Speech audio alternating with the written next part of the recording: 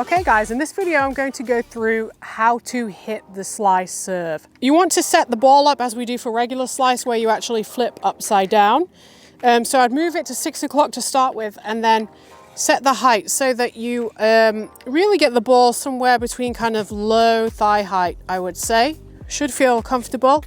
And if you look at my paddle, I've actually changed out the screen for the mini screen from the paddle screen. The reason for that is now that you should have mastered the slice already from the basic slice video, this allows you to practice a slightly more forward swing, so it's more realistic to hitting a real slice serve. If you're not sure of the correct alignment of your paddle and the setup of the ball, just line your paddle up, use the other screen, and then try and match the screen holder to the angle of your paddle. So you can see there that I need to twist it so that the screen kind of lines up. So for me, that's 7 o'clock.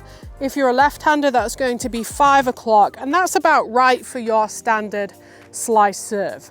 So when you're setting your paddle up, because this is a slightly lower contact point, you want to make sure that your paddle is at the right height. As we know with the serve, the top edge should be below wrist height. So to align the ball to the correct position, I'm using my other paddle by lining it up next to my paddle, and then the screen holder should line up to the hole. So if you twist it round, I'm actually ending up at about 7 o'clock there. If you're a left-hander, you probably want to have it somewhere towards 5 o'clock. So make sure everything's tight so it's nice and secure. And then from this position, the first thing, like we always do with all of our other shots, is find the correct contact point and spacing. So visualize that you've got your baseline. You might want to set your SpinPro up on the baseline. It's totally up to you.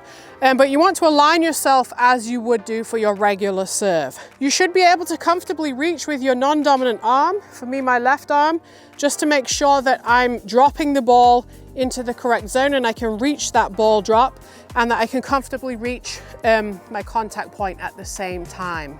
So for the first progression, we're going to start from your contact point, and we're just going to roll the tip of the paddle, or the end of the paddle here, down to the ground.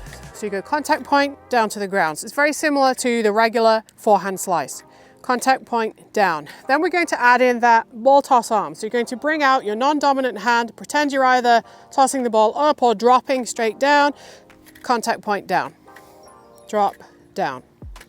Drop, down. You might actually want to move that arm out of the way as well, like you would do in a real game. Contact point, drop, down. Contact point, drop, down. Okay, then from here, we're going to add in more of a backswing. So with our slice backswing, we're going to start with our paddle up high.